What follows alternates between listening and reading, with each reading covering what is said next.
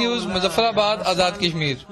ٹنڈول لیار میں جشن عید میلاد النبی صلی اللہ علیہ وسلم منانے کی تیاریاں زور و شور سے جاری ہیں۔ شہر کو دلہن کی طرح سجایا گیا ہے۔ مختلف تنظیموں کی جانب سے ریلیاں نکالی جا رہی ہیں۔ عبداللطیف قائم خانی کی رپورٹ ملاحظہ کیجیے۔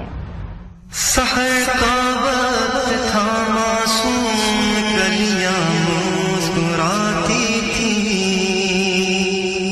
ہوائیں خیر مقدم کے ترانے گن۔ آقائے دو جہاں سرور کونین حضرت محمد مصطفیٰ صلی اللہ علیہ وآلہ وسلم کی ولادت کا جشن منانے کی تیاریاں عروج پر ہیں۔ ٹنڈولیار شہر کو دلہن کی طرح سجایا گیا ہے۔